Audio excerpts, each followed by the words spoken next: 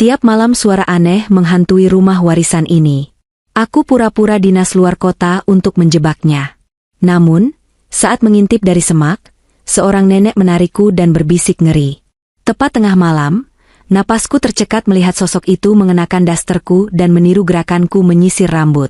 Sebelum ceritanya dimulai, silakan tulis di kolom komentar dari daerah mana saja teman-teman yang menonton cerita ini. Jangan lupa like dan subscribe agar channel ini bisa. Namaku Maya. Aku adalah seorang wanita yang terbiasa hidup mandiri. Bekerja sebagai manajer pemasaran di sebuah perusahaan swasta menuntutku untuk selalu berpikir logis, rasional, dan tidak mudah terbawa perasaan. Namun, logika itu seakan runtuh perlahan-lahan sejak aku menempati rumah warisan dari orang tuaku. Rumah ini besar. Terlalu besar untuk ditinggali seorang diri. Arsitekturnya bergaya lama dengan langit-langit tinggi dan jendela-jendela besar yang jika malam tiba, tampak seperti mata raksasa yang menatap kosong ke arah jalanan. Sejak ibu dan ayah meninggal, aku memutuskan untuk tidak menjualnya. Ada terlalu banyak kenangan di sini. Meski kini kenangan itu mulai tertutup oleh lapisan debu ketakutan yang menebal setiap malam. Semuanya bermula sekitar 2 bulan yang lalu. Awalnya, aku mengira itu hanya tikus. Rumah tua memang identik dengan hama, bukan? Tapi suara itu terlalu teratur. Terlalu disiplin untuk seekor hewan pengerat yang hanya mencari sisa makanan. Setiap malam, tepat pukul 3 dini hari, aku akan terbangun. Bukan karena alarm, bukan karena kebelet buang air kecil, tapi karena suara itu. Sret-sret. Suaranya berasal dari dinding di atas kepala tempat tidurku, atau terkadang terdengar dari balik plafon gipsum yang mulai kusam. Itu bukan suara cicitan tikus atau langkah kaki kucing di atap. Suaranya berat. Seperti ada benda tumpul yang diseret perlahan di atas permukaan kasar. Atau lebih buruk lagi, seperti kuku panjang yang sengaja diguratkan pelan, menikmati setiap gesekan yang dihasilkannya. Malam ini pun sama. Aku terbangun dengan napas tertahan, mataku langsung tertuju pada jam digital di nakas. Angka pukul 3 berkedip merah dalam kegelapan kamar. Jantungku mulai berpacu, memompa darah dengan ritme yang menyakitkan di telinga.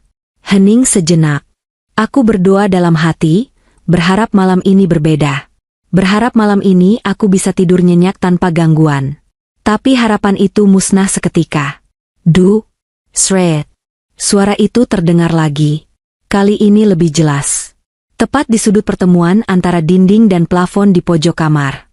Aku menarik selimut hingga menutupi dagu. Mataku membelalak menatap kegelapan di sudut itu. Tidak ada apa-apa di sana, hanya bayangan lemari yang memanjang karena bias lampu jalan dari luar jendela. Namun, telingaku tidak mungkin salah. Ada sesuatu di sana, sesuatu yang berat sedang bergerak. Siapa? Bisikku gemetar, suara yang keluar dari tenggorokanku terdengar asing, serak dan penuh ketakutan. Tentu saja tidak ada jawaban. Hanya suara gesekan itu yang berlanjut. Sret. Kali ini suaranya bergerak. Seolah-olah sumber suara itu merayap menyusuri balok kayu di balik plafon, bergerak dari sudut kamar menuju tepat di atas posisiku berbaring. Aku menahan napas, tubuhku kaku seperti mayat. Imajinasiku mulai liar. Bagaimana jika plafon itu jebol? Bagaimana jika apapun yang ada di atas sana jatuh tepat ke wajahku? Rasa kantukku hilang sepenuhnya, digantikan oleh kewaspadaan tingkat tinggi yang melelahkan. Aku menyalakan lampu tidur, cahaya kuning temaram membanjiri kamar. Suara itu berhenti mendadak. Seperti tahu bahwa aku sedang mendengarkan, atau tahu bahwa aku sudah menyalakan cahaya.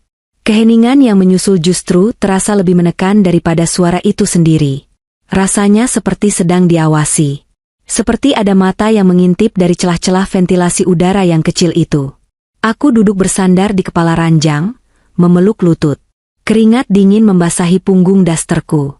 Aku tidak berani memejamkan mata lagi. Aku meraih ponsel, memeriksa email pekerjaan, membuka media sosial, melakukan apa saja untuk mengalihkan perhatian. Tapi telingaku tetap waspada, menangkap setiap suara kecil di rumah besar ini. Suara lemari pendingin yang mendengung di dapur, suara angin yang menampar jendela, semuanya membuatku tersentak. Keesokan harinya di kantor, kondisiku kacau balau. Lingkaran hitam di bawah mataku semakin jelas, bahkan concealer tebal pun tidak mampu menutupinya. Saat rapat mingguan, Aku beberapa kali kehilangan fokus. Bu Maya, Anda baik-baik saja? Tanya sekretarisku saat aku melamun menatap proyektor yang mati. Aku tersentak. Ya, maaf. Saya hanya kurang tidur sedikit. Ibu terlihat pucat sekali akhir-akhir ini. Mungkin ibu butuh cuti? Sarannya dengan nada khawatir. Aku tersenyum tipis, memaksakan diri terlihat tegar. Tidak apa-apa. Hanya masalah insentif proyek baru. Saya akan baik-baik saja. Tapi aku tahu aku berbohong. Aku tidak baik-baik saja. Sepulang kerja, saat mobilku memasuki halaman rumah yang rimbun oleh pepohonan tua, rasa mual itu muncul lagi. Rumah yang dulu menjadi tempat perlindungan, tempat aku bermanja dengan ibu dan ayah, kini berubah menjadi penjara ketakutan.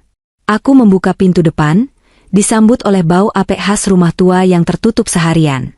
Aku menyalakan semua lampu.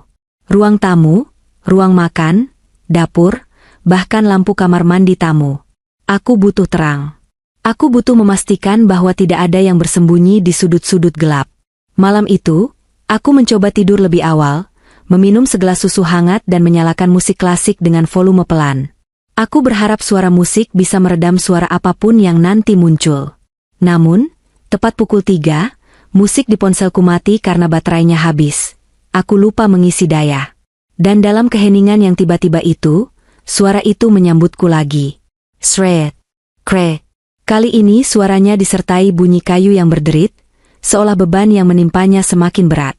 Aku menutup telingaku dengan bantal, mencoba menangis tanpa suara. Perasaan ini sungguh menyiksa. Perasaan paranoid bahwa aku tidak sendirian di kamar ini. Bahwa di balik dinding tipis itu, ada sesuatu yang bernapas bersamaku. Aku merasa diawasi. Bahkan saat aku mandi, aku merasa ada yang melihat dari balik ventilasi. Saat aku makan, aku merasa ada yang memperhatikan dari balik pintu dapur. Ini gila. Aku wanita karir yang sukses, aku tidak boleh kalah oleh suara-suara di kepala, atau di plafon, ini.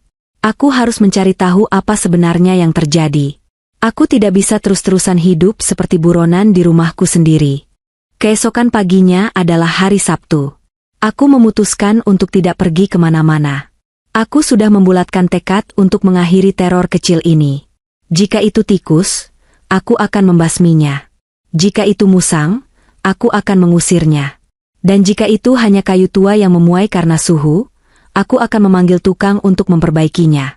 Langkah pertamaku adalah memanggil Pak Ujang, tukang langganan yang sudah sering membantu memperbaiki rumah ini sejak zaman ayah masih hidup. Pak Ujang datang dengan membawa tangga lipat dan kotak perkakasnya yang lengkap. Ada apa, Neng Maya?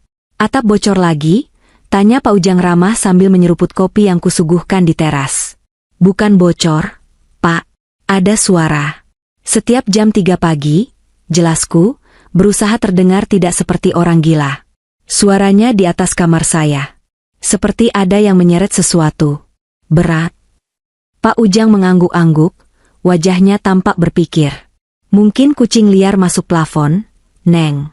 Atau tikus got yang besar. Kemarin di rumah Pak RT juga begitu, ribut sekali kalau malam. Tapi suaranya aneh. Pak, coba Bapak cek dulu deh. Saya takut ada kabel yang digigitin atau apa. Pintaku. Kami masuk ke kamarku. Pak Ujang mendirikan tangga tepat di bawah lubang kontrol plafon, lubang kotak kecil untuk akses perbaikan. Dengan senter di tangan, Pak Ujang naik dan mendorong penutup lubang itu. Debu berjatuhan mengotori lantai. Aku menunggu di bawah dengan cemas, memeluk lenganku sendiri. Gimana, Pak? Ada bangkai tikus atau sarang? Hening sejenak. Hanya terdengar suara Pak Ujang yang bergerak-gerak di atas, menyenter ke sana kemari. Bersih, Neng, teriak Pak Ujang dari atas, suaranya menggema. Nggak ada kotoran tikus, nggak ada sarang kucing. Kabel-kabel juga utuh semua. Kayu-kayu rangkanya juga masih kokoh, kering semua. Aku mengernyit. Masa sih, Pak? Semalam suaranya keras sekali loh. Pak Ujang turun dengan wajah bingung. Bajunya penuh debu dan sarang laba-laba, tapi dia menggelengkan kepala. Beneran bersih, Neng. Malah anehnya, debunya rata banget. Kalau ada hewan lewat, pasti ada jejak kakinya di debu itu. Ini nggak ada jejak sama sekali. Kayak belum pernah diinjak apa-apa selama bertahun-tahun. Jawaban Pak Ujang justru membuat bulu kuduku meremang. Jika tidak ada jejak di debu, lalu apa yang membuat suara seretan itu? Apakah benda itu melayang? Tapi Pak, kataku menahan Pak Ujang yang hendak melipat tangganya. Coba lihat di ventilasi udara itu. Yang di atas jendela.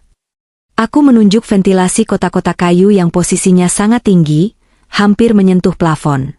Pak Ujang kembali naik tangga, kali ini mendekati ventilasi. Dia menyenter sela-sela lubang ventilasi itu. Tiba-tiba gerakannya terhenti. Dia mengusap sesuatu di pinggiran ventilasi dengan jarinya. Ini apa ya? Gumamnya. Kenapa, Pak? Pak Ujang turun dan memperlihatkan jari telunjuknya padaku. Ada noda hitam pekat, basah, dan sedikit berlendir. Baunya seperti tanah basah bercampur bau amis yang samar. Lumpur? Tanyaku heran. Iya, kayak lumpur kali. Tapi kok lengket kayak lendir begini ya? Dan posisinya di ventilasi itu tinggi banget. Neng, di luar juga nggak ada pohon yang nempel ke dinding situ. Nggak mungkin ada cipratan air hujan sampai masuk ke sela-sela begitu. Analisis Pak Ujang membuatku semakin tidak nyaman. Mungkin kotoran kelelawar?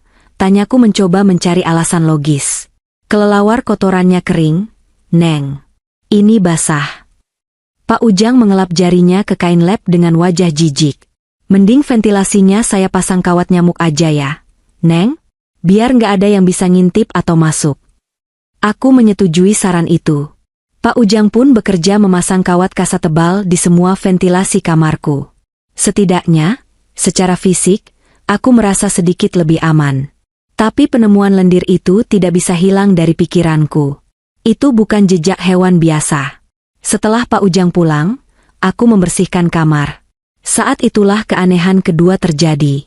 Keanehan yang membuat rasionalitasku benar-benar diuji. Aku ingat betul, sebelum Pak Ujang datang, aku meletakkan sisir rambutku di atas meja rias, tepat di samping botol parfum. Namun, saat aku hendak menyisir rambut setelah mandi sore, sisir itu tidak ada. Aku mencarinya di laci, di bawah meja, bahkan di kasur. Nihil. Masa lupa naruh? Gumamku kesal. Aku orang yang sangat rapi. Barang-barangku selalu punya tempatnya sendiri. Saat aku hendak mengambil minum di dapur, mataku menangkap sesuatu di atas meja makan. Sisirku. Tergeletak begitu saja di tengah meja makan yang kosong. Jantungku berdegup kencang. Jarak antara kamar tidur dan ruang makan cukup jauh. Tidak mungkin aku membawanya ke sini tanpa sadar. Aku tidak pernah menyisir rambut di ruang makan. Aku mengambil sisir itu dengan tangan gemetar. Ada beberapa helai rambut panjang tertinggal di sana. Tapi, rambutku pendek sebahu. Rambut yang tersangkut di sisir itu panjang, hitam, dan kaku. Mungkin rambut rontok lama yang belum dibersihkan. Aku mencoba mensugesti diriku sendiri, meski aku tahu itu bohong. Aku baru potong rambut minggu lalu, dan aku rajin membersihkan sisir. Kejadian barang berpindah tempat ini tidak berhenti di situ. Malamnya, lipstik merah kesayanganku, yang jarang kupakai, kutemukan tergeletak di lantai kamar mandi dalam keadaan terbuka, seolah baru saja dipakai dan digelindingkan begitu saja. Ujung lipstiknya sedikit tumpul, ada bekas goresan di cermin kamar mandi. Samar, tapi terlihat jika diperhatikan dari samping. Seperti ada seseorang yang mencoba memakai lipstik itu di depan cermin, tapi dengan gerakan yang kasar dan tidak teratur. Perasaan, tidak beres, itu berubah menjadi teror psikologis. Aku tidak hanya mendengar suara itu lagi, tapi sekarang aku merasa, tamu, itu mulai menyentuh barang-barangku. Dia, atau apapun itu, mulai memasuki ranah pribadiku. Malam itu, setelah penemuan jejak lendir dan barang-barang yang berpindah, aku tidak bisa tidur sama sekali. Aku duduk di ruang tengah dengan lampu menyala terang benderang, memegang sapu gagang panjang sebagai senjata konyol. Tepat pukul 3. Shred. Suara itu tidak lagi terdengar dari kamar tidur. Kali ini, suaranya terdengar dari lorong yang menghubungkan ruang tengah dengan kamarku. Dekat. Sangat dekat. Aku menahan napas, mataku tertuju pada ujung lorong yang gelap. Apakah dia sudah turun dari atap? Apakah dia sekarang berjalan di lantai yang sama denganku? Rasa takut ini mencekiku, Tapi di saat yang sama, rasa marah mulai muncul. Ini rumahku. Rumah ibu dan ayahku. Aku tidak akan membiarkan entitas tak diundang ini mengusirku. Aku harus melakukan sesuatu yang lebih drastis daripada sekadar memanggil tukang atau memasang kawat nyamuk. Aku harus menangkap basah pelakunya. Saat itulah ide gila itu muncul di kepalaku. Sebuah rencana jebakan. Jika dia berani keluar saat dia pikir aku sedang tidur. Bagaimana jika dia berpikir aku tidak ada di rumah sama sekali? Rencana itu berbahaya, aku tahu. Tapi rasa penasaran dan keinginan untuk merebut kembali kedamaian hidupku jauh lebih besar daripada rasa takutku saat ini. Aku akan memancingnya keluar. Kewarasanku benar-benar berada di ujung tanduk. Kejadian ditemukannya sisir di meja makan dan lipstik yang terpakai secara misterius di kamar mandi, telah meruntuhkan dinding logika yang selama ini aku bangun dengan susah payah. Rumah ini, tempat aku tumbuh besar dengan kasih sayang ibu dan ayah, kini terasa seperti medan perang psikologis. Aku tidak lagi merasa aman, bahkan di siang bolong sekalipun.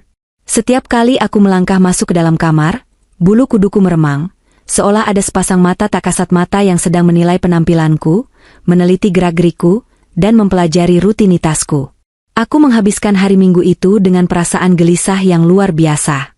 Aku mencoba menyibukkan diri dengan pekerjaan kantor yang kubawa pulang, namun konsentrasiku hancur berantakan. Mataku terus-menerus melirik ke arah ventilasi udara yang kini sudah tertutup kawat nyamuk hasil kerja Pak Ujang. Apakah kawat itu cukup kuat? Apakah makhluk, atau orang, itu akan marah karena jalannya ditutup? Pertanyaan-pertanyaan itu berputar di kepalaku seperti kaset rusak. Aku mencoba mencari penjelasan rasional di internet. Aku mengetik kata kunci, suara seretan di plafon, barang berpindah sendiri, hingga lendir hitam di ventilasi. Hasil pencarian menampilkan beragam artikel, mulai dari penjelasan ilmiah tentang struktur bangunan tua yang memuai, hama musang yang pandai menyusup, hingga forum-forum horor yang membahas tentang poltergeist dan penunggu rumah. Aku membaca semuanya, namun tidak ada satupun yang benar-benar pas dengan apa yang aku alami. Terutama soal rambut panjang disisir dan lipstik itu. Musang tidak mungkin menyisir rambut atau memakai lipstik. Itu artinya, kemungkinan terburuknya adalah ada manusia lain yang tinggal di rumah ini tanpa sepengetahuanku. Seorang pengintai. Stalker. Pikiran itu membuat darahku membeku. Membayangkan ada orang asing, mungkin gila, yang bersembunyi di celah-celah sempit atap rumahku, turun saat aku tidur, mengamati wajahku dari jarak dekat, dan menyentuh barang-barang pribadiku, rasanya jauh lebih mengerikan daripada hantu. Hantu mungkin hanya menakuti, tapi manusia bisa melukai fisik. Rasa takut itu perlahan berubah menjadi kemarahan. Ini rumahku. Ini warisan orang tuaku. Aku tidak akan membiarkan siapapun, entah itu manusia atau setan, mengusirku dari sini. Aku harus melawan. Tapi bagaimana caranya? Jika aku lapor polisi sekarang, mereka hanya akan menganggapku wanita paranoid yang kesepian karena tidak ada bukti fisik perusakan atau pencurian. Jejak lendir itu sudah dibersihkan Pak Ujang, dan barang yang berpindah bisa saja dianggap karena aku lupa. Aku butuh bukti. Atau lebih tepatnya, aku butuh konfrontasi. Aku harus tahu apa yang sebenarnya aku hadapi. Ide itu muncul saat aku sedang menatap koper kerjaku yang tersimpan di atas lemari. Selama ini, gangguan itu selalu terjadi saat aku ada di rumah, tertidur, atau lengah. Makhluk itu sepertinya tahu jadwal tidurku. Dia tahu kapan lampu dimatikan. Dia tahu ritme napasku saat terlelap. Dia, atau itu, sangat berhati-hati untuk tidak menampakkan diri secara langsung saat aku sadar sepenuhnya. Dia adalah pengecut yang bermain di bayang-bayang. Lalu, bagaimana jika aku memberinya kesempatan emas? Bagaimana jika aku membuat dia percaya bahwa aku benar-benar pergi? Bahwa rumah ini kosong melompong dan dia bebas melakukan apa saja tanpa takut ketahuan? Rencana jebakan itu mulai tersusun rapi di benakku. Aku akan berpura-pura dinas luar kota. Bukan hanya pergi makan malam atau menginap semalam di rumah teman, tapi benar-benar pergi jauh. 3 hari. Durasi yang cukup panjang untuk membuat si penyusup merasa aman dan keluar dari persembunyiannya. Aku mengambil buku catatan dan mulai menulis skenario. Aku harus sangat meyakinkan. Aku adalah seorang manajer pemasaran, keahlianku adalah meyakinkan orang lain. Kali ini, Audiensku adalah sesuatu yang tak kasat mata yang mungkin sedang menguping dari balik dinding. Dinas ke Bandung. 3 hari. Berangkat besok sore, tulisku di kertas. Aku harus memastikan rumah terlihat benar-benar ditinggalkan. Lampu-lampu tertentu harus dimatikan, tirai ditutup rapat, dan pintu dikunci ganda. Tapi, aku akan menyisakan satu celah. Jendela kamarku. Aku tidak akan menguncinya, hanya menutupnya rapat. Jika itu manusia, dia mungkin akan mencoba masuk lewat sana atau memeriksa apakah aku benar-benar pergi. Namun, bagian terpenting dari rencana ini adalah aku tidak akan benar-benar pergi. Aku akan kembali. Aku akan mengintai rumahku sendiri dari luar. Halaman samping rumahku cukup luas dan rimbun. Ayah dulu gemar berkebun, menanam pohon mangga, jambu, dan berbagai tanaman hias yang kini tumbuh liar membentuk semak belukar yang cukup tinggi karena aku jarang merawatnya. Di sudut halaman itu, ada sebuah bangku taman tua yang tertutup rimbunnya tanaman bougainville dan tanaman rambat lainnya. Dari posisi itu, aku bisa melihat langsung ke arah jendela kamarku yang berada di lantai 1, namun posisinya agak tinggi. Itu adalah titik pengintaian yang sempurna. Jantungku berdebar kencang saat memikirkan risiko rencana ini. Bagaimana jika aku ketahuan? Bagaimana jika makhluk itu menyerangku di taman? Aku segera pergi ke gudang, mencari barang-barang yang mungkin kubutuhkan. Aku menemukan sebuah senter besar besi milik ayah, cukup berat untuk dijadikan pemukul jika terdesak. Aku juga mengambil semprotan merica yang selalu kusimpan di tas, dan sebuah pisau lipat kecil. Bukan untuk membunuh, tapi untuk pertahanan diri.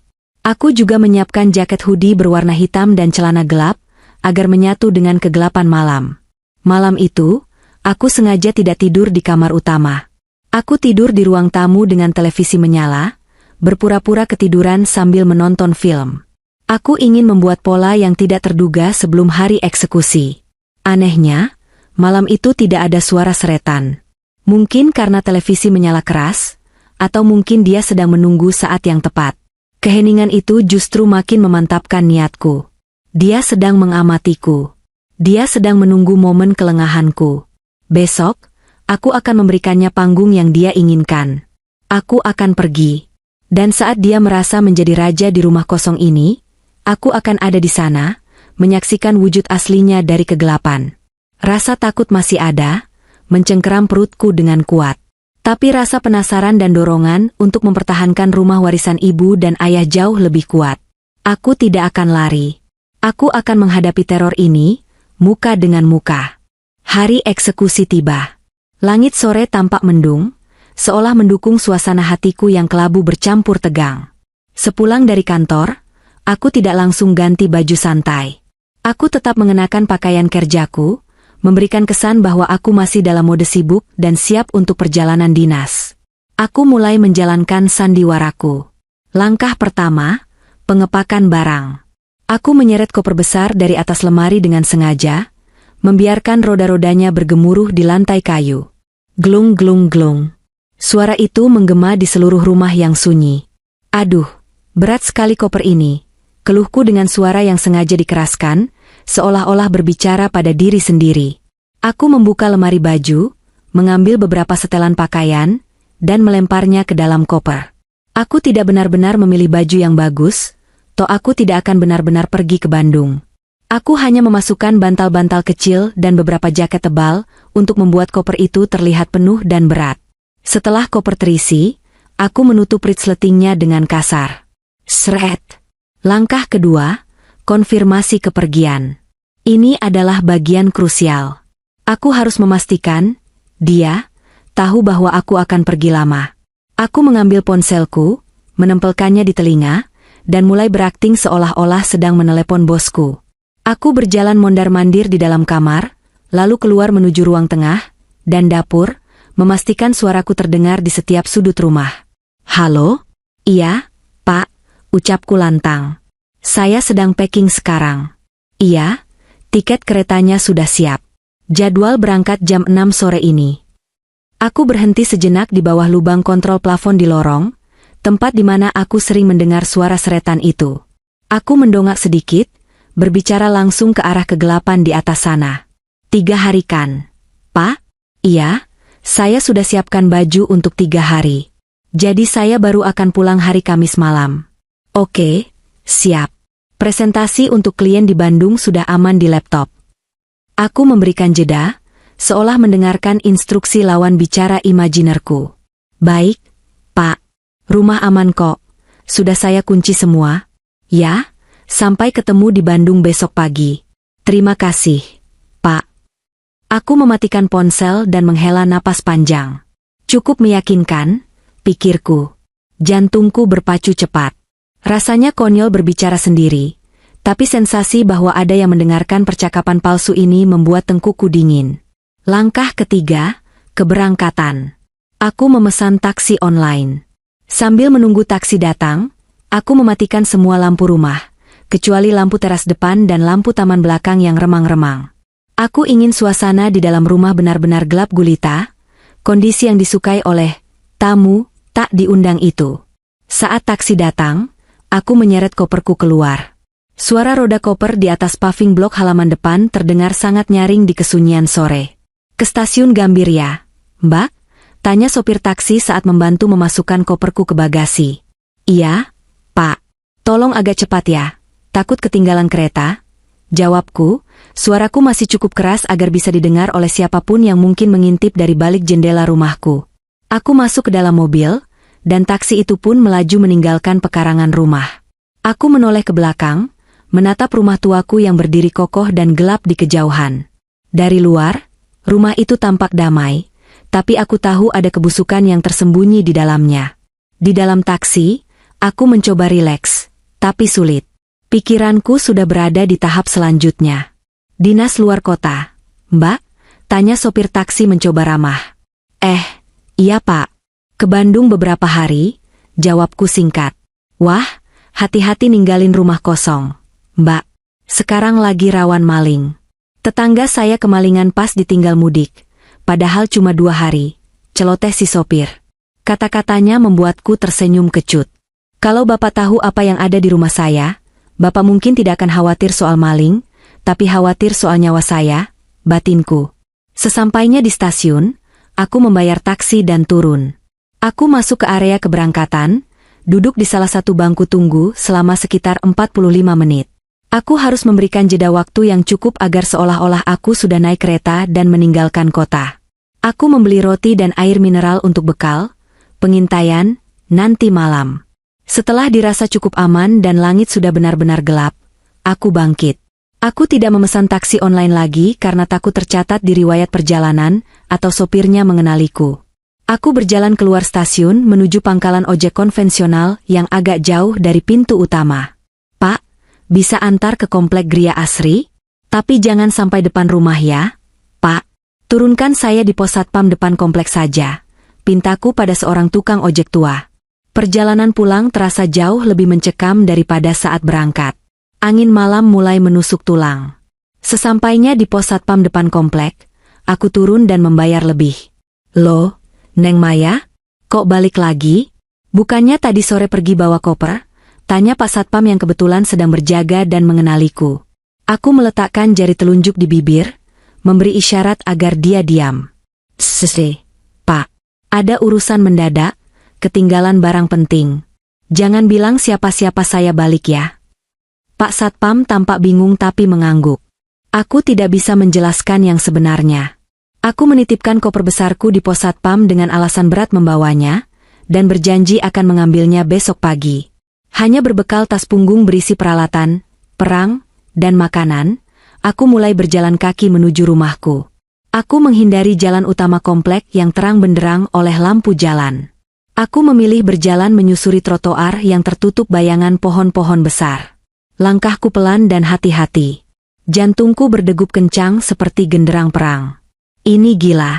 Aku menyusup ke rumahku sendiri seperti seorang pencuri. Saat tiba di dekat rumah, aku tidak masuk lewat gerbang depan. Gerbang itu berdecit kalau dibuka, dan itu akan merusak semua rencanaku.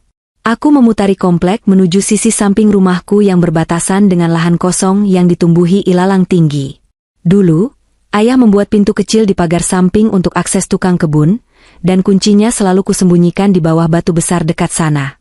Tanganku gemetar saat meraba-raba mencari kunci itu dalam gelap. Ketemu. Dengan sangat hati-hati, aku memutar kunci di lubang pintu besi yang berkarat itu. Klik. Pelan sekali, aku mendorong pintu itu, menahan napas agar engselnya tidak berbunyi.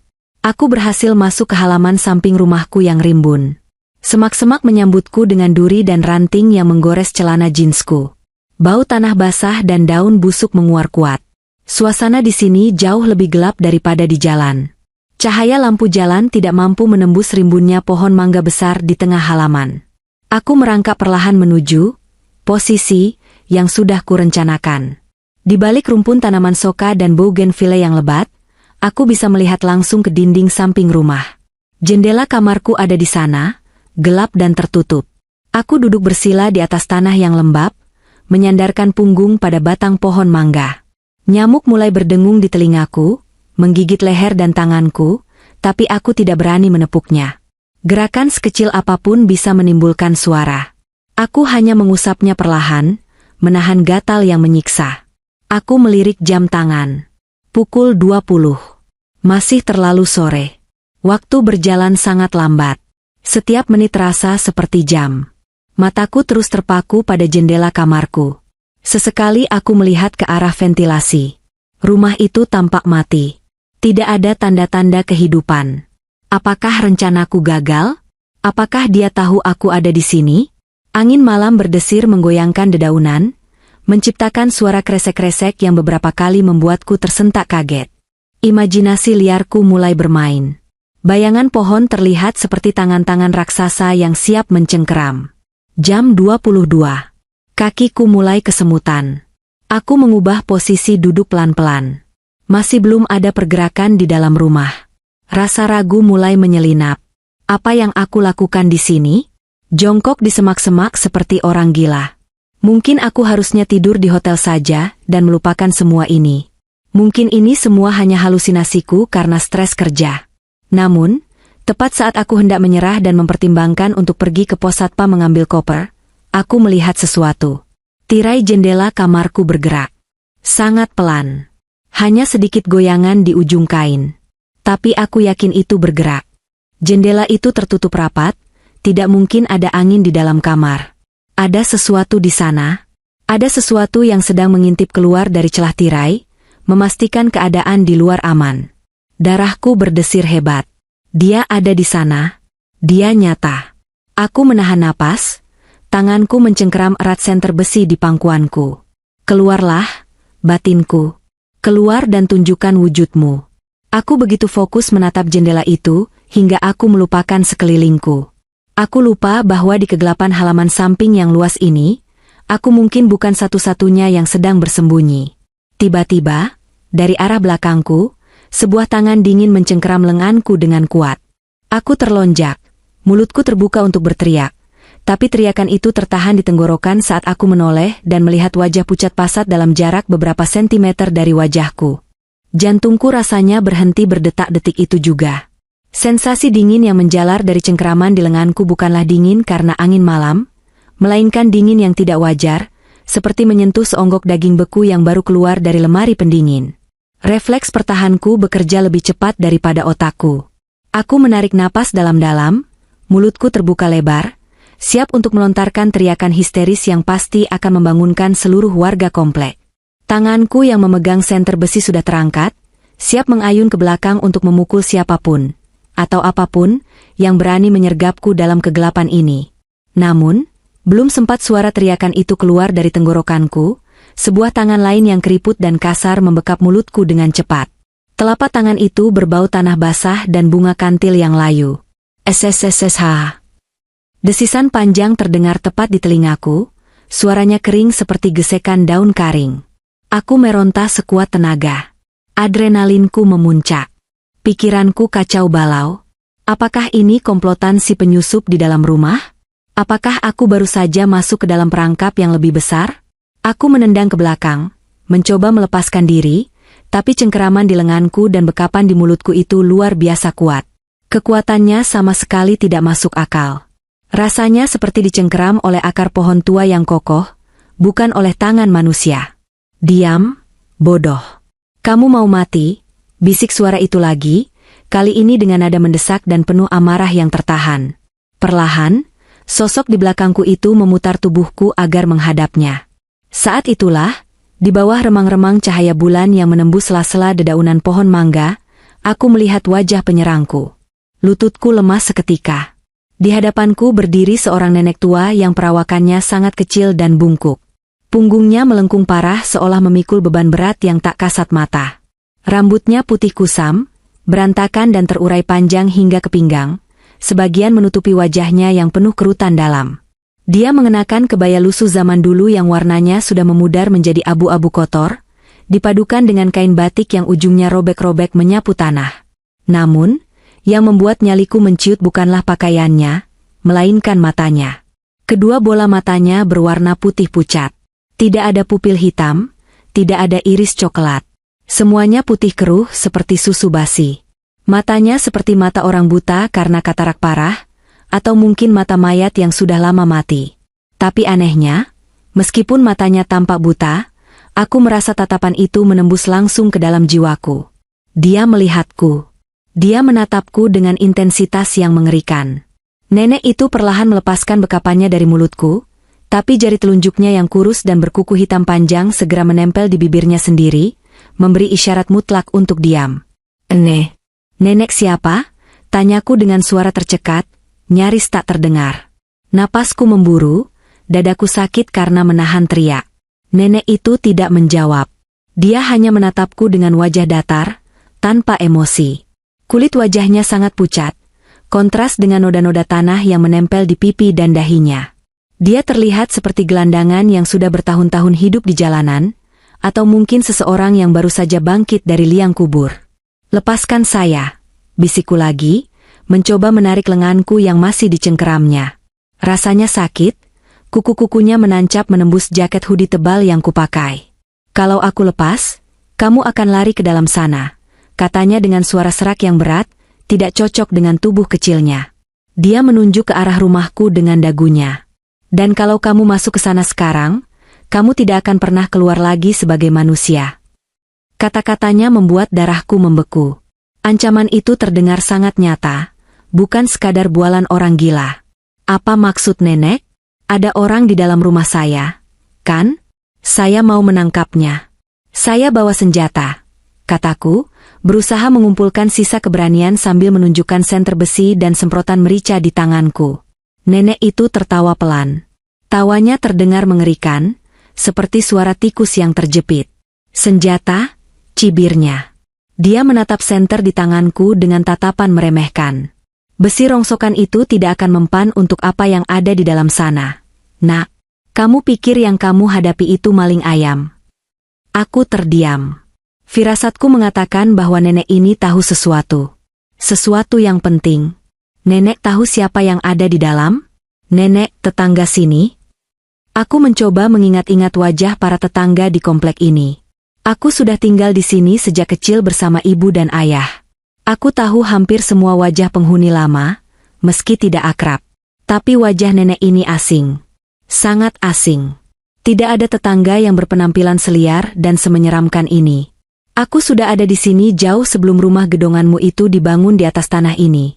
Jawabnya misterius. Dia menarik lenganku lagi, memaksaku untuk kembali berjongkok di balik semak-semak. Duduk. Jangan banyak tanya.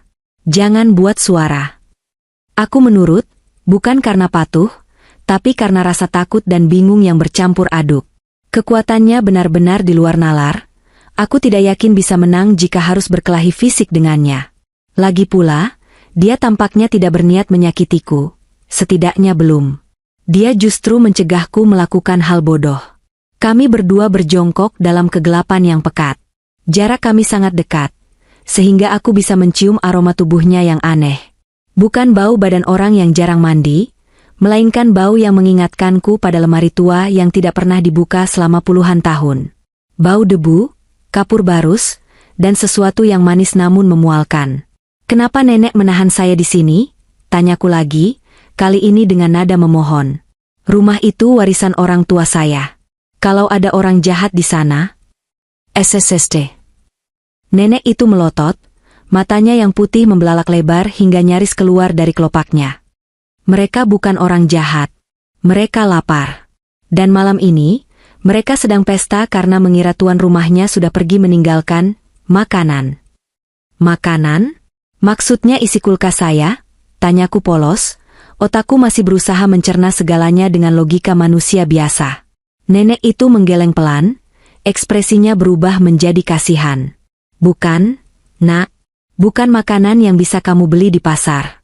Mereka memakan sisa-sisa kehidupan. Kenangan, emosi, rasa takut dan kadang, kalau mereka cukup kuat, mereka butuh wadah baru. Aku merinding hebat.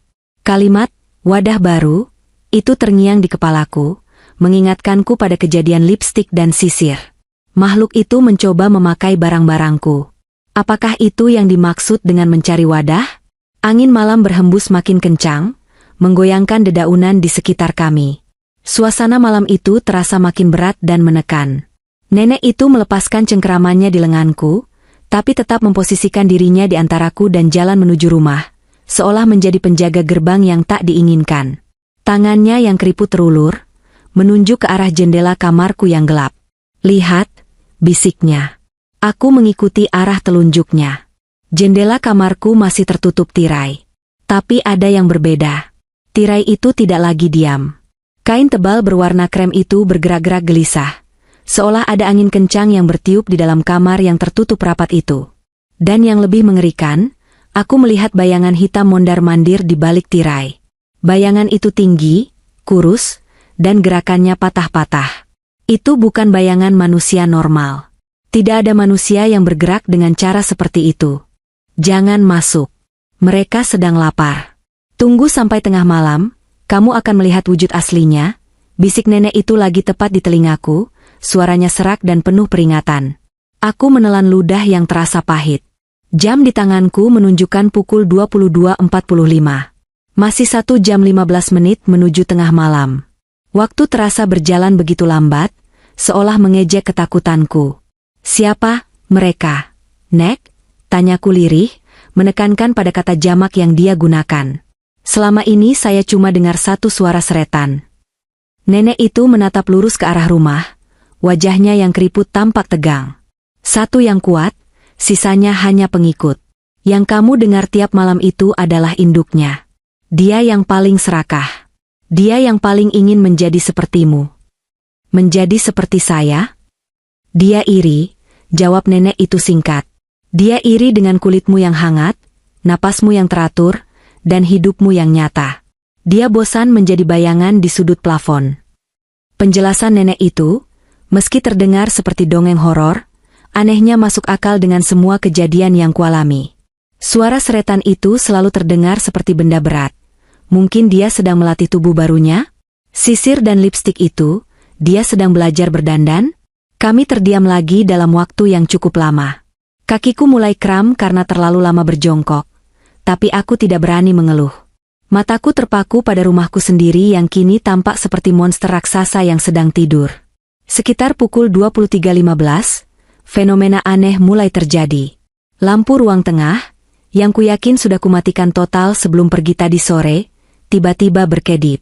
Bukan menyala terang, tapi berkedip remang-remang seperti lampu yang kekurangan daya. Klep, klep, klep.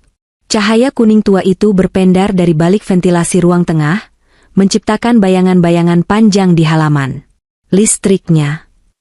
Gumamku. Padahal tokennya masih banyak.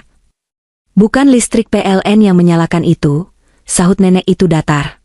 Itu energinya. Dia sedang mengumpulkan tenaga.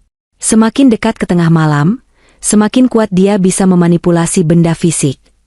Aku menggeser tubuhku sedikit mendekat ke arah nenek. Aneh rasanya, 1 jam yang lalu aku ketakutan setengah mati padanya. Tapi sekarang sosok nenek misterius dan kumuh ini terasa seperti satu-satunya pelindungku. Nenek? Nenek sebenarnya manusia atau bukan? Tanyaku ragu-ragu. Pertanyaan itu lancang, tapi aku harus tahu. Nenek itu menoleh padaku, bibirnya yang pecah-pecah menyunggingkan senyum tipis yang penuh arti. Apa bedanya sekarang? Yang penting aku tidak mencoba mengambil kulitmu. Jawaban itu tidak memuaskan, tapi cukup untuk membuatku diam. Dia benar. Saat ini, status kemanusiaannya tidak penting. Yang penting adalah dia ada di pihakku. Suasana semakin mencekam saat jam mendekati pukul 23.30. Suara-suara dari dalam rumah mulai terdengar, bahkan dari jarak sejauh ini di halaman samping.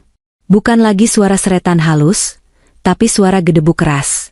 Seperti ada benda-benda berat yang dijatuhkan atau dilempar ke dinding. Brak! Aku tersentak kaget. Suara itu berasal dari dapur. Seperti suara panci atau wajan yang dibanting ke lantai keramik. Dia marah, kata nenek pelan. Dia mencari sisa energimu di barang-barang yang sering kamu pegang. Tapi kamu sudah pergi, jadi jejakmu mulai memudar di dalam sana. Itu membuatnya frustrasi. Kalau dia tidak menemukan saya, apa dia akan pergi? Tanyaku penuh harap. Nenek menggeleng. Tidak semudah itu. Kalau dia tidak menemukanmu, dia akan mencarimu. Dia akan keluar. Keluar? Mataku membelalak. Maksud nenek, keluar dari rumah? Iya. Itulah kenapa aku menahanmu di sini. Kita harus melihat wujud aslinya saat dia keluar mencari mangsa. Kamu harus tahu apa yang kamu hadapi supaya kamu tidak lagi berpikir ini cuma masalah tikus atau orang iseng. Aku meremas senter besiku makin erat hingga tanganku memutih. Ketakutan ini sudah mencapai puncaknya. Aku ingin lari. Aku ingin kembali ke pos satpam, mengambil koperku, dan pergi sejauh mungkin dari kota ini. Tapi kakiku terasa berat, seolah tertanam di tanah. Ada daya tarik magis yang memaksaku untuk tetap tinggal dan menyaksikan kebenaran itu. Menit-menit berlalu dengan sangat menyiksa. Nyamuk-nyamuk semakin ganas menggigiti kulitku, tapi rasa sakit gigitannya tidak sebanding dengan rasa dingin yang merambati punggungku. Udara di sekitar kami berubah drastis. Tadi masih terasa lembab dan hangat, sekarang tiba-tiba menjadi dingin dan kering. Angin berhenti berhembus total. Daun-daun diam tak bergerak. Hewan-hewan malam seperti jangkrik dan kodok yang sedari tadi ribut, tiba-tiba bungkam 1000 bahasa. Keheningan total. Keheningan yang salah. Sudah waktunya, bisik nenek itu. Tubuhnya menegang. Dia menarikku agar lebih rendah bersembunyi di balik semak bougainville. Jangan bersuara sedikit pun. Tahan napasmu kalau perlu. Aku melirik jam tanganku. Jarum detik berdetak menuju angka 12. Pukul 00 tengah malam. Tepat saat angka di jam digital berubah, suara seretan itu terdengar lagi. Kali ini bukan dari dalam, tapi terdengar sangat keras dan jelas. Shred. Shred. Suara itu berasal dari dinding luar rumah, tepat di atas jendela kamarku. Jantungku berhenti berdetak. Aku mendongak, mengintip dari celah dedaunan. Di sana, di dinding tembok yang catnya mulai mengelupas, ventilasi udara kamarku, yang sudah dipasangi kawat nyamuk besi oleh Pak Ujang kemarin, sedang didorong dari dalam. Kawat besi itu melengkung keluar. Terdengar suara kretek saat sekrup-sekrup penahannya tercabut paksa dari kayu kusen. Sesuatu dari dalam sana memiliki kekuatan yang mengerikan. Prak! Kawat nyamuk itu terlepas dan jatuh ke tanah berumput di bawah jendela. Lubang ventilasi itu kini menganga lebar, gelap dan hitam pekat. Lihat! Bisik nenek di sampingku, tangannya mencengkeram bahuku lagi. Dari lubang ventilasi yang sempit itu, sebuah tangan muncul. Aku menutup mulutku dengan kedua tangan agar tidak menjerit. Itu bukan tangan manusia. Tangan itu panjang, sangat panjang, dengan kulit berwarna abu-abu pucat yang tampak basah dan berlendir. Jari-jarinya memiliki sendi yang terlalu banyak, membuatnya bisa menekuk dengan cara yang tidak wajar. Kuku-kukunya hitam dan runcing. Persis seperti suara garukan yang kudengar tiap malam. Tangan itu meraba-raba dinding luar, mencari pegangan. Lalu, tangan kedua muncul. Kemudian, sebuah kepala menyembul keluar. Napasku sesak. Dadaku sakit. Sosok itu perlahan merayap keluar dari lubang ventilasi seperti seekor kadal raksasa, turun menyusuri dinding dengan gerakan terbalik. Tubuhnya kurus kering, tulang rusuknya menonjol jelas di bawah kulit yang tipis. Tapi yang membuat air mataku menetes, karena ngeri bukanlah bentuk tubuhnya yang mengerikan itu, melainkan apa yang melekat di tubuhnya. Makhluk itu mengenakan daster tidur batik milikku. Daster favoritku yang biasa kupakai tidur. Daster itu kekecilan di tubuhnya yang jangkung, robek di bagian bahu karena tidak muat. Dan di kepalanya yang botak dan berlendir itu, dia memakai bando kain berwarna merah muda milikku. Makhluk itu mendarat di tanah dengan suara buk yang pelan. Dia berdiri tegak, tingginya hampir mencapai atap teras. Dia berjalan mendekati jendela kaca kamarku dari luar. Dia berdiri di sana, menatap bayangannya sendiri di kaca jendela yang gelap. Lalu, dengan gerakan kaku dan patah-patah, dia mengangkat tangannya ke kepala. Dia menirukan gerakan menyisir rambut. 1 kali, 2 kali. Gerakannya persis seperti caraku menyisir rambut setiap pagi. Dia sedang berlatih. Dia sedang belajar menjadi Maya. Ya Tuhan! Batinku menjerit. Sosok itu kemudian memutar kepalanya perlahan. Bukan ke arah kaca lagi, tapi dia memutar lehernya ke arah halaman samping. Ke arah semak-semak tempat aku dan nenek bersembunyi. Hidungnya yang cuma berupa 2 lubang kecil itu mengembang kempis, mengendus udara. Dia mencium keberadaan kami. Waktu seakan membeku. Detik demi detik yang berlalu terasa seperti serpihan kaca yang menggores kewarasanku. Jarak antara aku dan jendela kamar itu mungkin hanya sekitar 10 hingga 15 meter, dipisahkan oleh hamparan rumput liar yang basah dan bayang-bayang pohon mangga yang menari tertiup angin. Namun, saat makhluk itu memutar lehernya, sebuah gerakan mekanis yang kaku dan disertai bunyi krek pelan tulang yang bergeser, rasanya jarak itu lenyap seketika. Aku merasa telanjang. Bukan dalam artian fisik, melainkan jiwaku terasa dikuliti. Di bawah sorot lampu taman tetangga yang remang-remang membias ke halaman rumahku, aku akhirnya bisa melihat wajahnya dengan jelas. Dan pemandangan itu menghancurkan sisa-sisa keberanian yang kupunya. Itu bukan wajah hantu seperti pocong atau kuntilanak yang sering diceritakan dalam film horor murahan. Wajah itu jauh lebih mengerikan karena ketidaksempurnaannya. Wajah makhluk itu tampak seperti terbuat dari lilin yang meleleh, atau tanah liat basah yang dibentuk secara terburu-buru oleh tangan amatir. Tekstur kulitnya abu-abu pucat, licin, dan memantulkan sedikit cahaya, seolah dilapisi lendir tipis yang menjijikan. Fitur wajahnya ada, tapi semuanya salah. Hidungnya mancung, meniru hidungku, tapi posisinya sedikit miring ke kiri dan lubang hidungnya tidak simetris. Bibirnya tipis, mencoba membentuk senyuman, namun garis bibir itu terlalu lebar hingga menyentuh pipi, memperlihatkan gusi hitam pekat di dalamnya. Dan matanya, Tuhan, matanya. Kelopak matanya tidak berkedip. Bola matanya kecil, hitam legam tanpa bagian putih, tenggelam dalam rongga mata yang terlalu dalam dan cekung.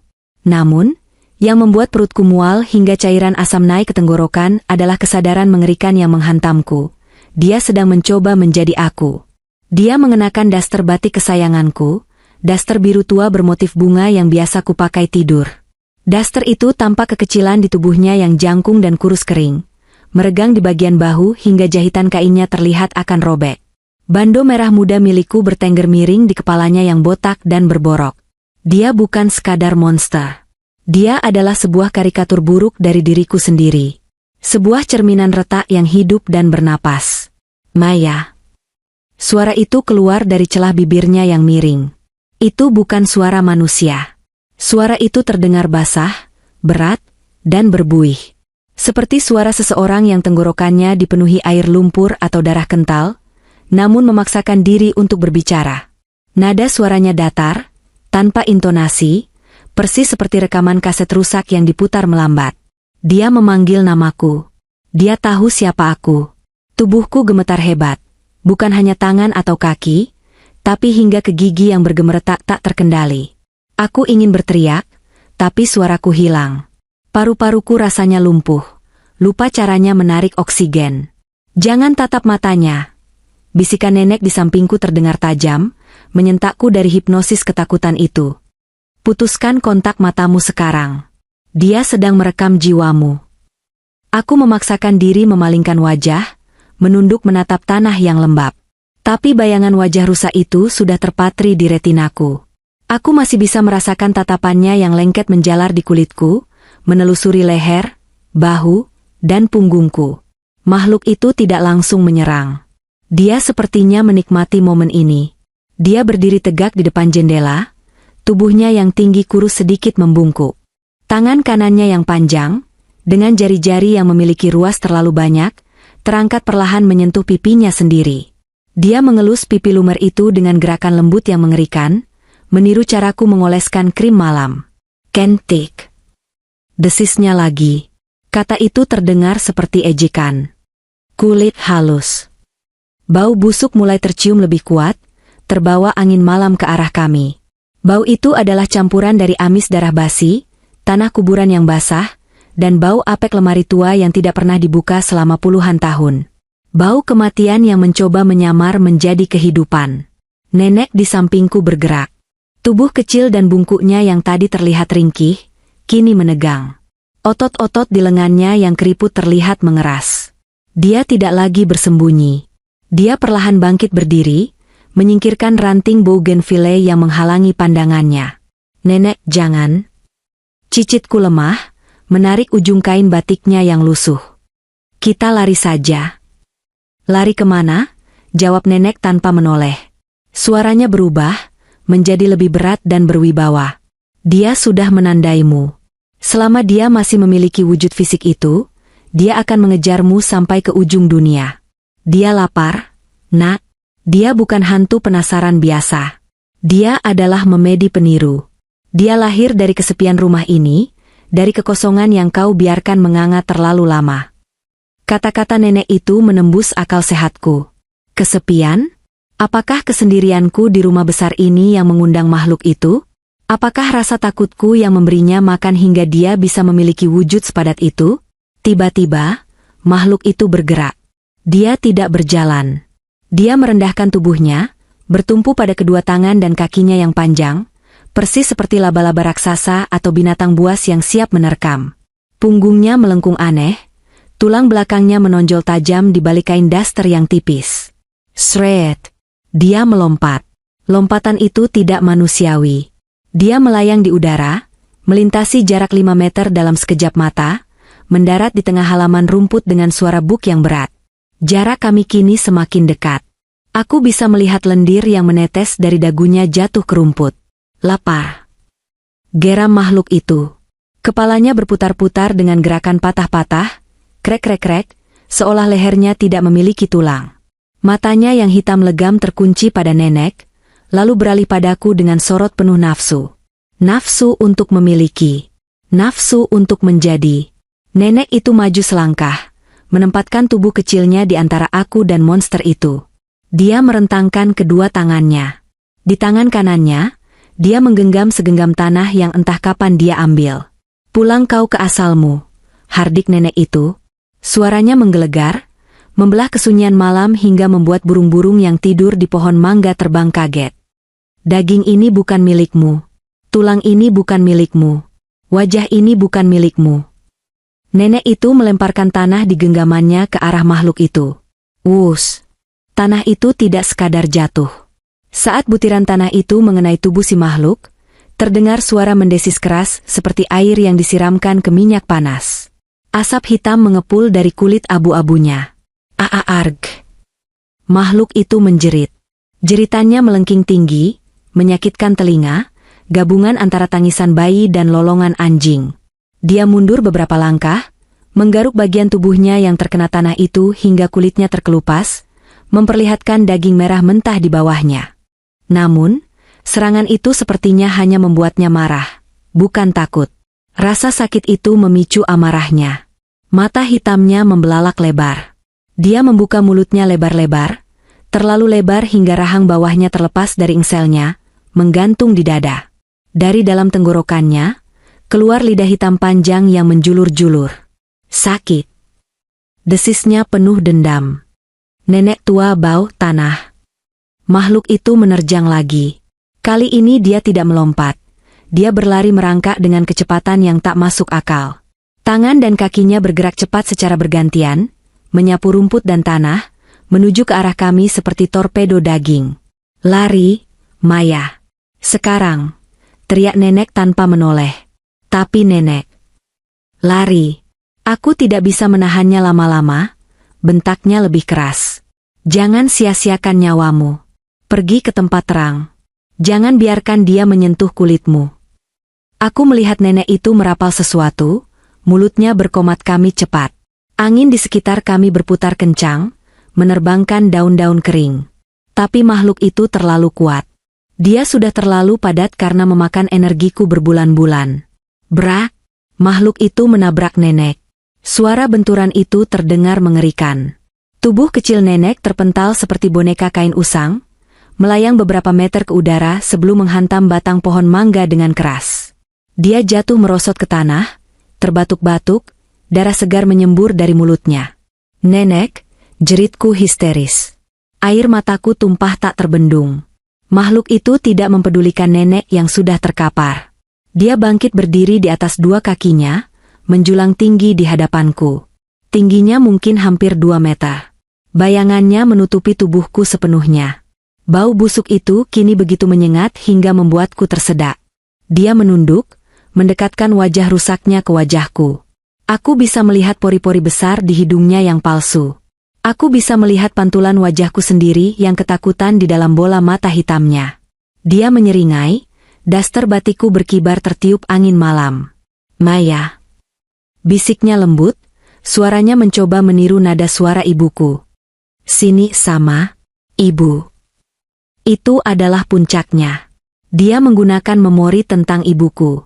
Dia mengaduk-aduk kenangan paling suci yang kupunya di rumah ini untuk menjebakku. Kemarahan dan ketakutan bercampur menjadi satu, memicu ledakan adrenalin yang luar biasa di otakku. Insting purbaku mengambil alih. Otak manusku yang logis mati total, digantikan oleh otak reptil yang hanya tahu satu perintah, bertahan hidup. Aku tidak berpikir lagi. Aku tidak mempedulikan koperku, rencanaku, atau harga diriku. Aku melemparkan senter besi seberat 1 kilogram itu sekuat tenaga tepat ke wajahnya. Bug! Senter itu menghantam dahinya dengan telak. Terdengar bunyi retak. Wajah lilinnya penyok ke dalam di bagian dahi, tapi tidak ada darah yang keluar, hanya cairan hitam kental. Makhluk itu terhuyung ke belakang, mengerang kaget. Detik itu juga, aku membalikkan badan. Aku berlari. Aku berlari meninggalkan nenek yang sekarat, meninggalkan rumah warisan orang tuaku, meninggalkan segala kenangan masa kecilku. Aku berlari menuju kegelapan untuk mencari cahaya. Kakiku menghantam tanah dengan kekuatan penuh, setiap langkah terasa berat seolah bumi mencoba menahanku. Semak-semak berduri yang tadi kugunakan untuk bersembunyi kini menjadi musuh. Ranting-ranting bougainville yang tajam mencabik-cabik celana jeans dan menembus kulit lenganku, tapi aku tidak merasakan sakit. Rasa takut telah mematikan saraf nyeriku. Di telingaku hanya ada suara detak jantungku sendiri yang bergemuruh seperti drum perang, dan suara napas parau yang mengejar di belakangku. Gedebuk, shred, gedebuk, shred. Suara itu terdengar ritmis, semakin cepat dan semakin dekat. Makhluk itu tidak lagi merangkak. Dari bunyi langkah kakinya yang berat menghantam tanah, aku tahu dia sedang berlari mengejarku dengan 2 kaki. Dia belajar dengan cepat. Dia beradaptasi. Ma'ayaya, jangan pergi. Suaranya berubah-ubah. Kadang terdengar seperti suara ibuku yang lembut, kadang seperti suara ayahku yang tegas, dan sesekali kembali ke suara seraknya yang asli. Dia memainkan psikologiku, mencoba membuatku ragu, mencoba membuatku menoleh. Jangan menoleh, jangan menoleh, jangan menoleh, rapalku dalam hati seperti mantra. Nenek bilang, jangan tatap matanya. Aku harus fokus ke depan. Tujuanku adalah pintu besi kecil di pagar samping. Jaraknya hanya sekitar 30 meter dari tempat persembunyian tadi, tapi malam ini rasanya seperti 3 kilometer. Halaman samping rumahku yang dulu menjadi tempat bermain favoritku kini berubah menjadi hutan kematian. Pohon-pohon tampak menjulurkan dahan mereka untuk menjigal kakiku. Bayangan-bayangan bergerak liar di sudut mataku. Shred. Aku merasakan hembusan angin dingin di tengkukku. Tangan panjang itu pasti sudah hampir menggapai rambutku.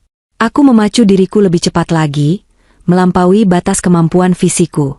Paru-paruku terasa terbakar, kerongkonganku kering kerontang. Di depan sana, pintu besi itu terlihat samar dalam kegelapan. Pintu itu adalah satu-satunya jalan keluar. Jika pintu itu terkunci atau macet, aku tamat. Aku akan mati di halaman rumahku sendiri, dan tubuhku akan diambil alih oleh monster berwajah lilin itu. Aku sampai di depan pintu. Tanganku yang gemetar hebat meraih pegangan pintu yang berkarat. Tuhan, tolong, jeritku histeris. Aku menariknya sekuat tenaga. Engsel tua itu berkarat parah karena hujan dan panas. Di belakangku, suara langkah kaki itu berhenti mendadak. Hening. Keheningan yang jauh lebih menakutkan daripada suara lari. Aku tahu dia sudah ada di sana. Berdiri tepat di belakangku. Menungguku berbalik. Menungguku menyerah. Aku bisa merasakan hawa panas dari tubuhnya merambat ke punggungku. Bau amis itu mengepungku. Buka. Buka. Aku menendang pintu besi itu dengan tumit kakiku, menyalurkan seluruh kepanikan menjadi tenaga fisik. Brak. Engsel yang rapuh itu menyerah. Pintu terbuka lebar dengan suara berdecit nyaring. Aku langsung menghambur keluar, tersandung akar pohon akasia yang menyembul di trotoar luar. Tubuhku melayang sesaat sebelum menghantam aspal jalan komplek yang keras. Lutut dan telapak tanganku beradu dengan permukaan kasar jalanan. Perih yang luar biasa akhirnya menembus kebas adrenalinku. Darah merembes dari lutut celanaku yang robek. Tapi aku tidak punya waktu untuk merintih. Aku berguling, bangkit dengan terseok-seok, dan memaksakan kakiku yang goyah untuk berlari lagi. Aku kini berada di jalanan komplek. Lampu jalan merkuri berwarna kuning menerangi jalanan aspal yang sepi. Tidak ada siapa-siapa. Rumah-rumah tetangga tertutup rapat, pagar-pagar tinggi membentengi mereka dari dunia luar. Ironis, mereka aman di dalam pagar, sementara aku justru harus keluar dari pagar untuk mencari selamat. Aku menoleh sekilas ke belakang, sebuah kesalahan bodoh yang tidak bisa kutahan. Di ambang pintu pagar samping yang terbuka menganga, makhluk itu berdiri. Dia tidak mengejar keluar. Dia berdiri tepat di batas bayangan pohon mangga dan cahaya lampu jalan. Tubuhnya yang tinggi menjulang, daster batikku yang robek berkibar pelan. Wajahnya hancur di bagian dahi bekas lemparan senterku. Cairan hitam terus mengalir menutupi separuh wajah tiruannya. Dia mencengkeram tiang pagar besi dengan tangan kirinya. Besi tebal itu melengkung di bawah remasan jari-jarinya yang kuat, seolah terbuat dari plastisin. Dia menatapku. Tidak lagi menyeringai. Ekspresinya kosong, dingin, dan penuh perhitungan. Dia mengangkat tangan kanannya, menunjuk ke arahku, lalu perlahan menggerakkan jarinya di leher. Gerakan menyembelih. Sebuah janji. Sebuah ancaman bahwa ini belum berakhir. Aku memalingkan wajah dan berlari lagi. Kali ini aku berlari menuju pos satpam di ujung jalan utama, satu-satunya tempat di komplek ini yang kutahu ada kehidupan. Tolong. Tolong. Ada orang gila. Teriakku, suaraku pecah dan serak, bergema di jalanan sepi. Aku melihat cahaya pos satpam semakin dekat. Pak Udin, satpam yang berjaga malam itu, terlihat keluar dari pos dengan wajah bingung, memegang pentungan karet. Mbak Maya? Kenapa Mbak? Astaga! Aku ambruk tepat di depan kaki Pak Udin. Napasku habis. Dadaku naik turun dengan cepat, rasanya jantungku mau meledak keluar dari rusuk. Pak Udin berjongkok, membantuku duduk. Mbak Maya kenapa? Kok berdarah-darah begini? Habis jatuh dari motor? Atau ada maling? Aku mencengkeram seragam Pak Udin kuat-kuat, mengotori baju putihnya dengan darah dan tanah dari tanganku. Pak, di rumah ada. Aku tidak bisa mengatakannya. Lidahku keluh. Bagaimana aku bisa menjelaskan bahwa ada monster yang memakai dasterku di sana? Bahwa ada nenek misterius yang mungkin sudah mati demi menyelamatkanku? Ada maling ya? Biar saya panggil warga, kita kepung. Pak Udin sudah bersiap mengambil handi talkienya. Jangan, teriakku, menahan tangannya. Mataku melotot lebar. Jangan ke sana, Pak. Jangan pernah ke sana. Tutup gerbang komplek. Kunci semuanya. Pak Udin menatapku dengan pandangan aneh. Mungkin dia pikir aku sudah gila. Wanita karir yang biasanya rapi dan sopan, kini berantakan seperti orang gila, berteriak histeris di tengah malam. Mbak tenang dulu. Minum dulu ya. Pak Udin mengambilkan gelas air mineral. Aku menepis gelas itu. Panggil taksi, Pak. Sekarang. Saya mau pergi. Koper saya, mana koper saya? Aku merangkak menuju pojok pos satpam, memeluk koper besar yang tadi sore kutitipkan. Koper itu terasa seperti satu-satunya harta benda yang masih bersih dari kontaminasi rumah itu. Melihat kondisiku yang tidak stabil, Pak Udin akhirnya menurut. Dia memesankan taksi online.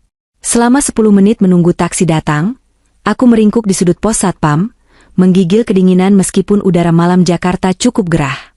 Mataku terus mengawasi jalanan gelap menuju arah rumahku. Aku takut melihat sosok tinggi itu muncul dari balik kegelapan, berjalan santai di bawah lampu jalan sambil tersenyum miring. Saat taksi datang, aku langsung melompat masuk tanpa pamit yang layak pada Pak Udin.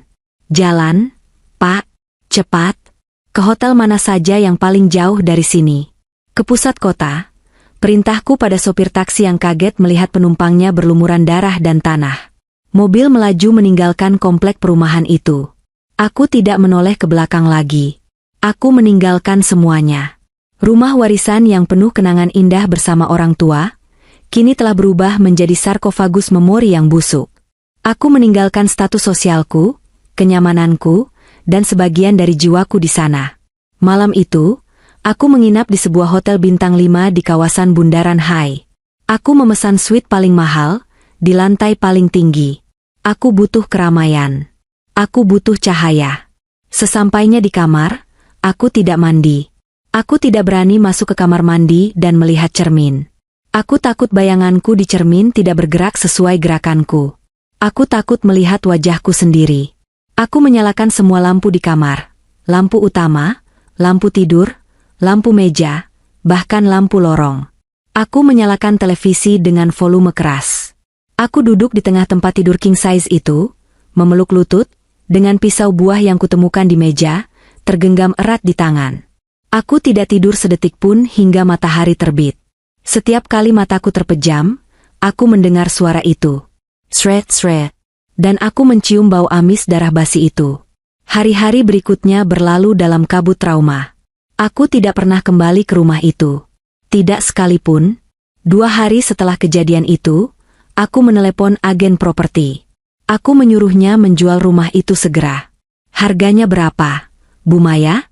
Pasar lagi lesu, mungkin agak. Jual seharga tanahnya saja. Atau setengah harga pasar. Saya tidak peduli, potongku cepat. Syaratnya cuma satu. Pembeli harus merobohkan bangunan itu sampai rata dengan tanah sebelum membangun ulang. Dan tolong, semua barang di dalamnya, jangan ada yang disisakan. Panggil jasa pembersih, angkut semuanya ke tempat pembuangan sampah akhir. Bakar kalau perlu. Semuanya, Bu, termasuk perabotan antik dan foto-foto. Semuanya. Jangan ada satupun barang yang keluar dari rumah itu dalam keadaan utuh. Aku ingin memutus semua tali. Aku tidak mau monster itu memiliki jangkar untuk menemukanku. Jika dia menempel pada barang-barangku, maka barang-barang itu harus musnah. Rumah itu akhirnya terjual dalam waktu 2 minggu kepada seorang pengembang ruko. Saat aku menerima kabar bahwa buldoser sudah meratakan bangunan tua itu, aku menangis.